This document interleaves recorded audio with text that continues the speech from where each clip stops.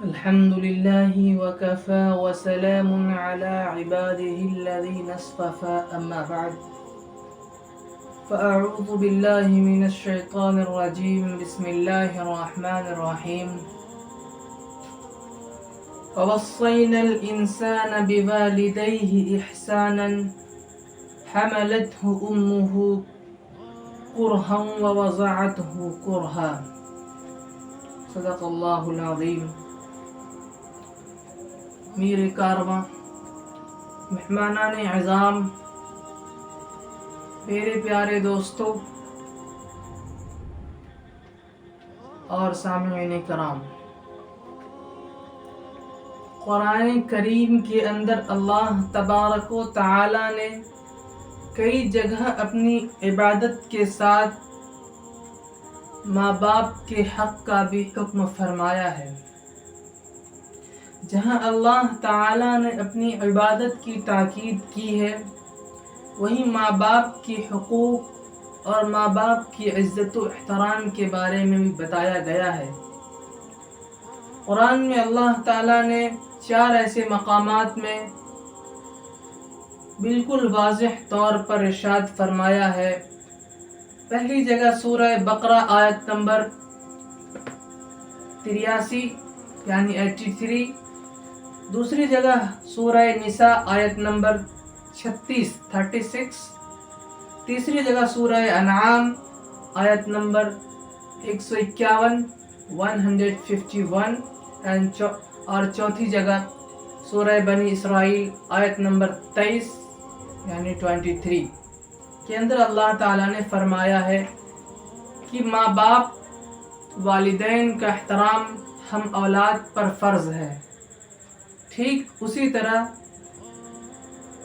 جس طرح کا حق اللہ تعالی پہ ہمارا ہے۔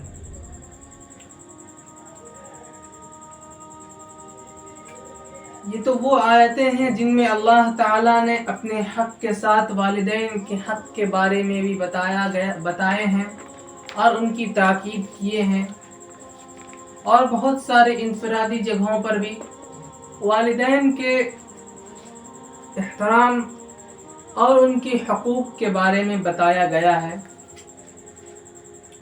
الغرض ماں باپ کا حق اولاد کے اوپر اللہ کے بعد دوسرے نمبر پر ہے، اس لیے کہ اللہ تبارک و تعالی جگہ جگہ ماں باپ کے حقوق کی اہمیت کے لیے اپنی عبادت کی تاکید فرمائی ہے کہ ہمیشہ اپنے والدین کے ساتھ اچھا سلوک کرتے رہیں، ان کی تعظیم اور محبت اور خدمت گزاری کو اپنی سعادت سمجھیں۔ اب اسی میں ایک چیز اور آتی ہے، ایک بات آتی ہے کہ ماں باپ، خاص طور سے ماں کا حق ہم اولاد پر، ہم بچوں پر کتنا ہے۔ حدیث میں آیا ہے کہ ماں کا حق باپ کے مقابلے میں 3 گنا زیادہ ہے۔ کتنی گنا؟ ماں باپ کے مقابلے میں ماں کا حق باپ سے 3 گنا زیادہ ہے، اس لیے کہ ماں نے 3 قسم کی تکلیفیں ایسی اٹھائی ہیں جن کی خبر باپ کو بالکل بھی نہیں ہو سکتی۔ نمبر 1، حمل کے زمانے میں 9 مہینے ماں نے اپنے پیٹ میں رکھا، اس کا بوجھ اٹھایا، آخری ایام میں تو کسی کروٹ پر آرام نہیں ملتا تھا، ہر کروٹ پر بے چینی محسوس ہوتی تھی اور اتنی مشقت برداشت کی، اس کا بھی احساس ایک باپ کو نہیں ہو سکتا۔ دوسری تکلیف ماں نے ولادت کے وقت پر اٹھائی تھی۔ ولادت کے وقت میں جب انسان موت اور زندگی سے لڑ رہا ہوتا ہے، اس وقت ایسی حالت میں ہوتی ہے، ایسی حالت ہو جاتی ہے جیسے کہ ایک انسان کا بدن سے روح نکلتا ہے، اس وقت کچھ پتہ نہیں رہتا کہ انسان کی روح پرواز کر جائے گی یا زندگی رہے گی، بالکل آخری مرحلے تک چلے جاتا ہے، اتنی تکلیف ہوتی ہے اور ان کو بھی برداشت کرتی ہے ایک ماں،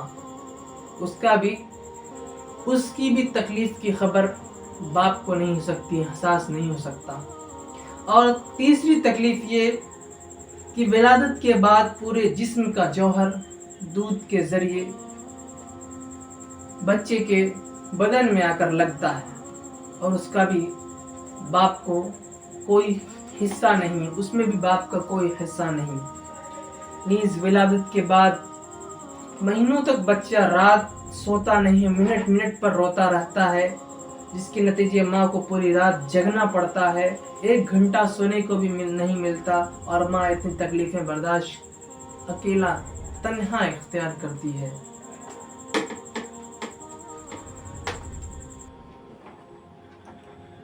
اب اسی میں ایک اور بات آتی ہے کہ خاص طور سے آج کے زمانے میں ہم لوگوں کے لیے نصیحت بھی ہے کہ ماں کی بد دعاؤں سے بچو، ہمیشہ ماں کی بد دعاؤں سے بچو، کیونکہ ماں کی بد دعا ڈائریکٹ بالکل آسمان کو چیرتے پھاڑتے ہوئے اللہ تعالیٰ کے قریب پہنچ جاتی ہے اور مقبول ہو جاتی ہے۔ اکثر ماں باپ کی بد دعا کے بارے میں بھی کہا گیا ہے، دونوں کے بارے میں، لیکن خصوصاً ماں کی بد دعا بہت جلد لگتی ہے۔ اگر زبان سے ماں اگر کوئی بد دعا دے دے، بد دعا کے کلمات کہہ دے، تو وہ کلمات اللہ تعالیٰ کی حضور میں آسمان کو پھاڑتے ہوئے چیرتے ہوئے اللہ تعالیٰ کے سامنے حاضر ہو جاتی ہے اور اللہ وہ دعا قبول ہو جاتی ہے۔ اسی طریقے سے ایک امام، ہمارے بڑے اماموں میں سے ایک امام حدیث نقل کرتے ہیں، ایک روایت کا خلاصہ یہ ہے کہ ایک نوجوان صحابی بہت زیادہ عبادت گزار تھے، بہت عبادتوں میں مشغول رہا کرتے تھے، نماز، روزہ، حج، زکوٰۃ اور بہت ساری عبادات میں مصروف رہا کرتے تھے، اور اکثر گھر میں بیوی اور ماں کا اکثر جھگڑا ہوتا رہتا تھا، بات وغیرہ پہ الجھنیں پیدا ہوتی رہتی تھی، اور وہ ہمیشہ اپنی بیوی کی بات کو ترجیح دیتا تھا، بیوی کی بات کو مانتا تھا، اس پہ اسی کی باتوں کو ترجیح دیتا تھا، اپنی ماں کی بات کو کاٹتا تھا ہمیشہ، جس سے ماں بہت زیادہ تکلیف میں رہا کرتی تھی، بہت زیادہ غصہ ہو گئی تھی۔ ایسے ہی بہت دن گزرنے کے بعد جب آخری وقت آیا، جب اس کے موت کا وقت آیا، جب مرنے لگا، تو نزع کی حالت میں چلا گیا، کوما کی حالت میں چلا گیا، نہ موت آ رہی ہے نہ صحیح صحت یاب ہو رہا ہے، ایسی حالت میں، اور زبان پہ کلمہ بھی نہیں جاری ہو پا رہا ہے۔ لوگ کوشش کر رہے ہیں یا تو یہ زندہ ہو جائے، یا تو صحیح سلامت ہو جائے، یا تو خاتمہ بالخیر ہو جائے، انتقال ہو جائے، اللہ تعالیٰ کے پاس چلا جائے، لیکن ایسی حالت، نزع کی حالت میں مبتلا ہو گیا کہ نہ اس کو موت آ رہی نہ زندگی مل رہی ہے۔ تو ایسی حالت میں اس کی بیوی نے حضور صلی اللہ علیہ وسلم کے پاس ایک فرمان بھیجا، اپنی بات کو پہنچایا کہ یا رسول اللہ صلی اللہ علیہ وسلم، میرے شوہر نزع کی حالت میں ہیں، نہ ان کو موت آ رہی ہے اور نہ ہی زندگی مل رہی ہے۔ تو حضور صلی اللہ علیہ وسلم خود تشریف لائے اور دیکھا تو فرمایا کہ اس شخص کی، اس آدمی کی والدہ کیا ابھی زندہ ہے؟ تو لوگوں نے کہا کہ جی، ان کی والدہ ابھی زندہ ہے، حیات سے ہے۔ تو حضور صلی اللہ علیہ وسلم نے اس کی والدہ کو بلوایا اور کہا کہ اپنے بیٹے کو معاف کر دو، لیکن اس کی والدہ نے کہا، ان کی ماں نے کہا کہ میں معاف نہیں کر سکتی ہوں، میرے بیٹے نے بہت زیادہ میرا دل دکھایا ہے، بہت تکلیفیں دی ہے، میں معاف نہیں کر سکتی اس کو۔ تو حضور صلی اللہ علیہ وسلم نے لکڑیاں جمع کرنے کا حکم فرمایا کہ لکڑیاں جمع کرو، جتنی زیادہ لکڑیاں جمع ہو سکے جمع کرو، اور اس میں آگ لگوایا اور کہا کہ کیا تم اپنے آنکھ سے دیکھنا چاہتی ہو کہ ہم تمہارے بیٹے کو اس آگ میں جلا دیں؟ کیا تم دیکھ پاؤ گی اپنی آنکھوں سے کہ تمہارے بیٹے کو تمہارے سامنے، نظر کے سامنے اس آگ میں جلا دیا جائے؟ تو ماں نے کہا کہ بالکل نہیں، ایسا نہیں دیکھ پاؤں گی۔ تو حضور صلی اللہ علیہ وسلم نے فرمایا اس سے کئی زیادہ گنا، اس سے کئی زیادہ خطرناک اور نقصان دہ آگ جہنم کی آگ ہوگی۔ جب اس میں یہ جلے گا تو تم کیسے برداشت کر پاؤ گی؟ تو پھر اس کی والدہ نے کہا کہ اے اللہ کے نبی، آپ گواہ رہیے، میں نے اپنے بیٹے کو معاف کر دیا۔ جیسے معاف اس کی والدہ نے کی، اس کے بعد رسول اللہ صلی اللہ علیہ وسلم نے خود سے کلمہ پڑھایا اور خاتمہ بالخیر ہو گیا۔ یہ ہوتی ہے ماں کی بد دعا، بہت خطرناک، بہت تکلیف دہ اور بہت عذاب والی ماں کی بد دعا ہوتی اور بہت جلدی لگتی ہے۔ اس لیے ہمیشہ ماں کی بد دعاؤں سے بچنا چاہیے۔ ایسے ہی ایک اور جریب راہب اور ان کی ماں کا واقعہ آتا ہے کہ اللہ تبارک و تعالی نے ماں باپ کی بد دعا بہت جلد قبول فرماتے ہیں، چاہے اولاد کتنی نیک اور عبادت گزار کیوں نہ ہو۔ ماں باپ کی طرف توجہ نہ دینے کی وجہ سے اگر ان کی زبان سے کوئی بد دعا نکل جائے، بد دعا کا جملہ نکل جائے، تو اس میں ضرور وہ انسان مبتلا ہو جاتا ہے۔ اسی سلسلے میں بنی اسرائیل کے ایک زاہد کا واقعہ بخاری شریف اور مسلم شریف میں ملتا ہے، متعدد جگہ نقل کیا گیا ہے کہ بنی اسرائیل میں ایک جریج نامی ایک شخص تھا جو دن رات اللہ تعالیٰ کی عبادت میں مصروف رہا کرتا تھا، اور وہ اپنے محلے گاؤں سے باہر ایک عبادت گاہ، ایک مخصوص عبادت گاہ بنا لیا تھا، جہاں دن رات 24 گھنٹے ہر وقت عبادت میں مصروف رہا کرتا تھا۔ ہر وقت نہ اپنی بیوی کو، نہ اپنی ماں کو وقت دیا کرتا تھا اور نہ کسی لوگوں سے بات کیا کرتا تھا۔ ان کا خیال یہ تھا کہ میں اگر کسی بھی شخص سے بات کروں گا تو میرا وقت ضائع ہوگا اور اللہ تعالیٰ کی عبادت اس وقت میں نہیں کر پاؤں گا، تو وہ کسی سے بات نہیں کرتا تھا، یہاں تک کہ اپنی ماں باپ کو بھی وقت نہیں دیتا تھا، بات چیت بھی نہیں کرتا تھا۔ چنانچہ اس کی ماں آ کر جریج کو آواز دیتی، یہ کہہ کر پکارتی تھی، اپنے بیٹے کو بلاتی تھی، تو وہ اللہ کی طرف متوجہ ہو کر کہتا تھا، ادھر میری ماں ہے اور ادھر میں تیری عبادت میں مشغول ہوں۔ چنانچہ ماں کو جواب نہیں دیتا تھا، پھر عبادت میں لگ جاتا تھا۔ آخر کار ایک دفعہ ماں کی زبان سے یہ جملہ نکل گیا کہ اللہ، جریج کو اس وقت تک موت نہ آئے جب تک وہ ایک بدکار زانیہ عورت کا چہرہ نہ دیکھ لے۔ تو ایسا ہی واقعہ پیش آیا۔ کچھ سالوں کے بعد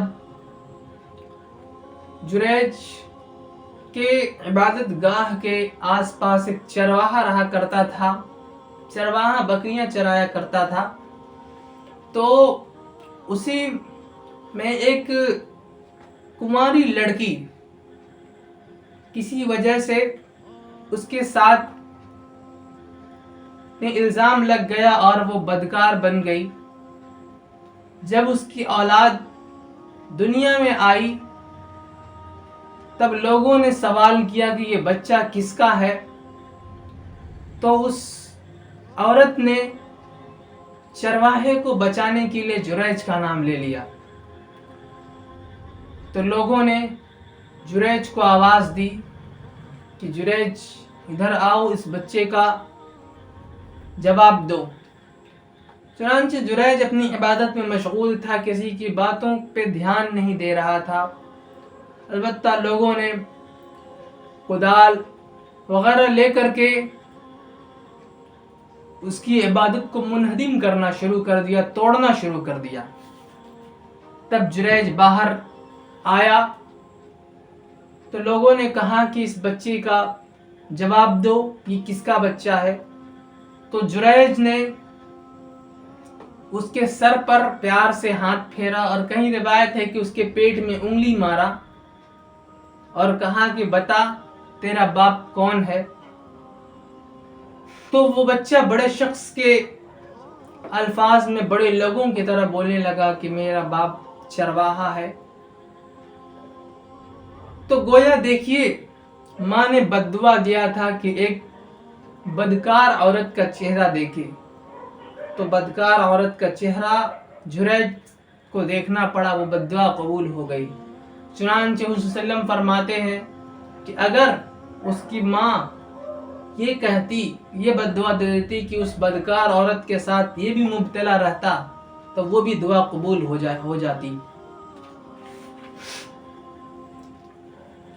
اس لیے بھائیو اپنے ماں باپ کی بددعا سے بچو اور ہمیشہ اپنے ماں باپ کی اطاعت کرو، فرما بردار بن کر رہو، ہمیشہ خوش رکھو، کوشش کرو کہ اپنے ماں باپ کو کسی بھی طرح کا دکھ نہ ہو، تکلیف نہ ہو، پریشانیوں میں نہ پھنسے، پریشانی نہ ہو، ہمیشہ ہر طریقے سے خیال رکھو۔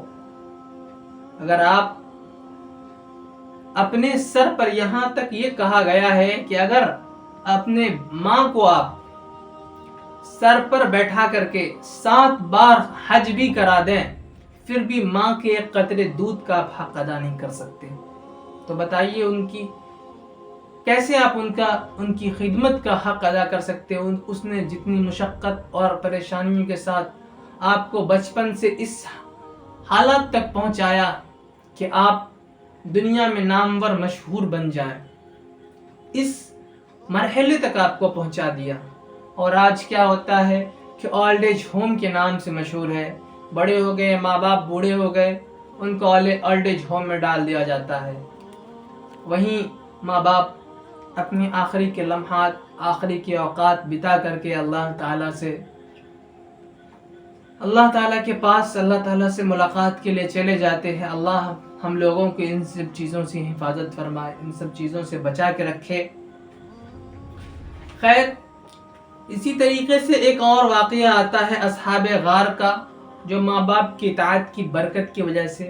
ایک بار 3 صحابی کہیں جا رہے تھے اور بارش اور طوفان کی وجہ سے ایک پہاڑ، ایک کوہ میں چلے گئے اپنے آپ کو بچانے کے لیے۔ تو اچانک ایک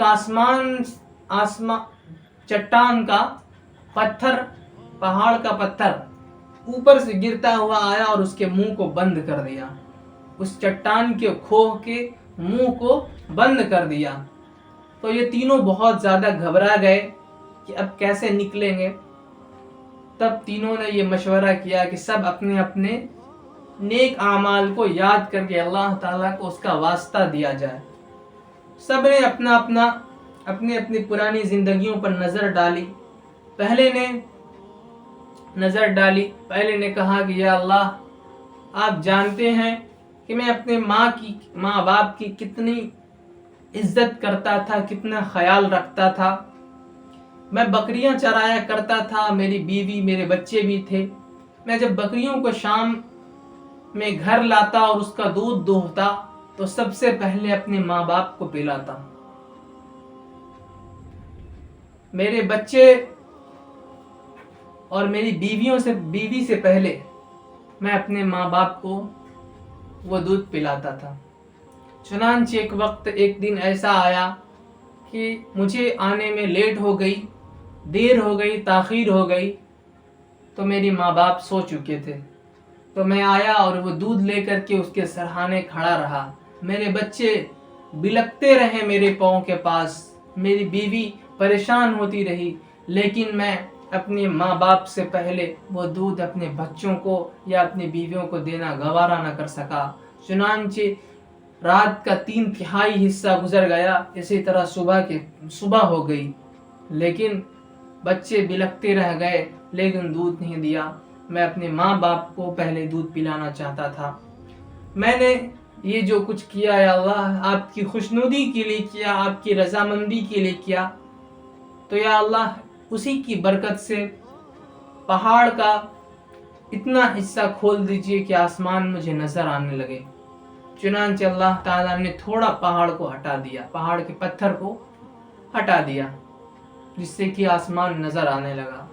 پھر دوسرے نے اللہ تعالیٰ کو اپنی نیک اعمال کے بارے میں بتایا کہ یا اللہ ایک بار مجھے گناہ کرنے کا خیال آیا اور میں کسی عورت کے ساتھ بدکاری کے لیے چلا گیا، مجھے بہکایا گیا، گناہ کرنے کے لیے میں چلا گیا۔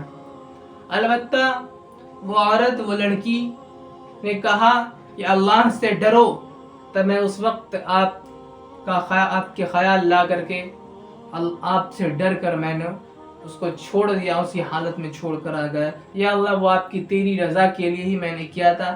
یا اللہ پہاڑ کا اتنا حصہ 3/3 حصہ کو کھول دیجئے، تو تھوڑا اور حصہ پہاڑ کا کھل گیا۔ اب تیسرے کی باری آئی، تیسرے بھی اپنے اعمال ایسے ذکر کیے کہ یا اللہ ایک وقت، ایک زمانے میں میرے پاس ایک مزدور کام کیا کرتا تھا، میں نے جب اس کو کام کرنے کے بعد جب میں نے اس کو مزدوری دینا چاہا، وہ مزدوری نہیں لیا، وہ مزدوری اپنا چھوڑ کر چلا گیا، تو میں نے اس مزدوری کو اپنے کھیت میں لگا دیا، اس سے غلہ اگایا، پھر اس کو بیچ کر بکریاں خریدا۔ اسی طریقے سے بہت ساری بکریوں کا منڈیر لگ گیا، بہت سارے جھنڈ بن گیا۔ جب کچھ زمانے کے بعد، کچھ سالوں کے بعد وہ انسان پھر سے لوٹ کر آیا کہ مجھے میری مزدوریاں دے دو، تو میں نے وہ تمام جتنی بکریاں تھی سب اس کو دے دی اور کہا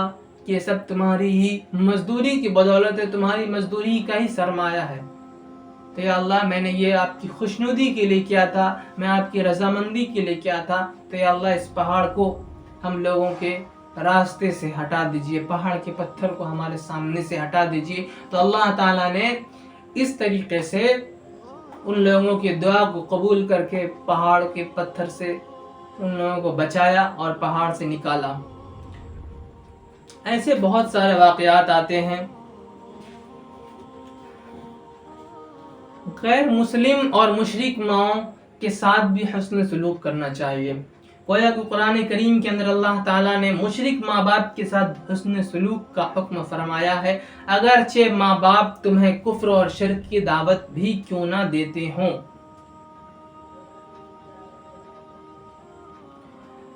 اسی طریقے سے ایک اور واقعہ آتا ہے، سعد بن ابی وقاص رضی اللہ تعالیٰ عنہ کا واقعہ یہاں پہ آتا ہے کہ جب انہوں نے اسلام کو قبول کیا تو اس کی ماں نے کہا کہ یا تو سعد میرا بیٹا پھر سے کفر میں آ جائے، جب تک میں اس وقت تک کھانا نہیں کھاؤں گی، یا تو میں مر جاؤں گی یا میرا بیٹا پھر سے کفر میں آ جائے۔ لیکن کھانے کے وقت وہ صحابی اپنے ماں باپ کو، اپنے ماں کو جا کر کے زبردستی کھانا کھلایا کرتا تھا اور حسن سلوک بھی پیش کیا کرتا تھا۔ اسی طریقے سے حکم حسن سلوک پیش کیا کرتا تھا۔ اللہ تعالیٰ نے فرمایا کہ اگرچہ آپ کے ماں باپ آپ کو شرک کے کاموں کے لیے بھی اکسا رہے ہیں، پھر بھی آپ اس کے ساتھ حسن سلوکی پیش کریں۔ چنانچہ ایک اور بات آتی ہے کہ ماں باپ کی نافرمانی ایک زہریلا سلسلہ ہے۔ زہریلا سلسلہ مطلب یکی بعد دیگرے اگر آپ کرتے ہیں تو آپ کے بعد اپنی اولاد بھی کرتی ہے۔ ماں باپ کے ساتھ نافرمانی زہریلا سلسلہ ہے۔ اگر تم اپنے ماں باپ کے ساتھ فرما برداری کرو گے تو تمہاری اولاد بھی جب تم بھی باپ بنو گے، تمہاری اولاد ہوگی، تو تمہاری اولاد بھی تمہارے ساتھ حسن سلوکی اور فرما برداری اختیار کرے گی. لیکن اگر تم اپنے اولاد کے ساتھ نافرمانی کرو گے، اپنے ماں باپ کے ساتھ نافرمانی کرو گے، تو تمہاری اولاد بھی تمہارے ساتھ نافرمانی کرے گی، بلکہ ایک قدم اور بڑھ کر نافرمانی کرے گی. حضرت مولانا عبد الجبار صاحب رحمۃ اللہ علیہ وہ اپنے متعلقین میں سے کسی کا واقعہ بار بار سناتے رہتے تھے کہ ایک شخص اپنے باپ کو گھر کے اندر سے مارتا ہوا، دھکا دیتا ہوا باہر لایا اور گھر کے سامنے راستے پر جو کوڑا کرکٹ کچرا تھا اس جگہ پہ لے جا کر اس کو پھینک دیا. لیکن اس کا باپ زبان سے کچھ نہیں کہہ رہا تھا، لیکن صرف اپنی آنکھوں سے آنسو بہا رہا تھا، رو رہا تھا. جب اس کا بیٹا اس جگہ سے بھی کھینچ کر آگے لے جانے لگا تو اس باپ نے کہا کہ بیٹا بس کر دے، بس کر دے، کیونکہ میں نے بھی اپنے باپ کو یہیں تک لایا تھا، اس سے آگے نہیں لے کر گیا تھا. تو بھائیو، ماں باپ کی نافرمانی ایک زہریلا سلسلہ ہے. تم اگر ماں باپ کی نافرمانی کرو گے تو تمہاری اولاد اس سے بڑھ کر تمہاری نافرمانی کرے گی، پھر ان کی اولاد ان سے بڑھ کر نافرمانی تمہارے ساتھ کرے گی. یہ سلسلہ بنتا جائے گا اور ہمیشہ ایک شجرہ بن جائے گا. نافرمان اولاد، نافرمانوں کا ایک خاندان ایک شجرہ بن جائے گا. چنانچہ والدین کی وفات کے بعد بھی معافی اور اطاعت کی کوئی شکل رہتی ہے یا نہ رہتی ہے، یہ بھی ایک سوال آتا ہے. تو کہا جاتا ہے کہ کیا ماں باپ کی وفات کے بعد بھی ان کی اطاعت اور فرما برداری کا سلسلہ جاری رکھا جا سکتا ہے؟ تو نیز اگر اپنی ماں باپ کی خوب نافرمانی کرے، نافرمانیاں کر رکھی ہو اور اسی حالت میں ماں باپ برداشتہ ہو کر دنیا سے گزر گئے ہوں، تو اس کے بعد افسوس ہوا کہ میں نے اپنی زندگی میں اپنے ماں باپ کو بہت ستایا ہے. تو نیک کام اور ان کی خدمت کو یاد کر کے ان کے لیے ایصال ثواب کیا جائے تو اللہ تعالی آپ کی نافرمانیوں کو فرما برداری میں بدل دیتے ہیں. والدین کے حقوق والدین کے وفات کے بعد بھی والدین کے حقوق ہم پر رہتے ہیں. والدین کے وفات کے بعد اولاد کے اوپر بہت سارے حق باقی رہتے ہیں. تو ماں باپ کی وفات، ان کے لیے خیر و برکت کی دعا کرتے رہنا چاہیے. دوسرا یہ ہے کہ ان کے واسطے اللہ سے مغفرت اور بخشش کی دعا مانگتے رہنا چاہیے. اگر ان کا کسی نے کوئی عہد و پیمان رہا ہو تو اس کو پورا کرنا چاہیے. کوئی وعدہ اگر ماں باپ کر کے گئے ہیں تو اس کو پورا کرنا چاہیے. والدین کے دوستوں کے ساتھ اور اعزاز و احترام کے ساتھ رہنا چاہیے. ان کی دوست، ان کے جو قریبی لوگ ہیں، ان کو ہمیشہ عزت و احترام، جس طریقے سے آپ کی ماں باپ کیا کرتے تھے اس طریقے سے ان کی عزت کیا کریں. گویا قرآن میں بہت سارے مقامات میں یہ کہا گیا ہے کہ اپنے ماں باپ کو اف بھی نہ کہو، اف بھی نہ کہو. اپنے ماں باپ کو اگر کوئی غلطی ہو جائے تو اس طریقے سے اپنے عزت کے ادب کے دائرے میں رہتے ہوئے اشاروں میں ماں باپ کو ان سب چیزوں سے آگاہ کر دیا جائے. لیکن بے عزتی سے بہت اجتناب اعتراض کرنا چاہیے، بچنا چاہیے، اجتناب کرنا چاہیے. گویا اللہ تعالی ہم لوگوں کو ماں باپ کے ذریعے تو اللہ تعالی ہم لوگوں کو ماں باپ کی فرما بردار کرنے والا بنائے اور نافرمانیوں سے ہمیشہ محفوظ رکھے، ماں باپ کی بددعاؤں سے ہمیشہ محفوظ رکھے. اللہ تعالی ہم لوگوں کو کہنے سننے سے زیادہ عمل کرنے کی توفیق عطا فرمائے. وآخر دعوانا الحمدللہ رب العالمین. السلام علیکم ورحمۃ اللہ وبرکاتہ.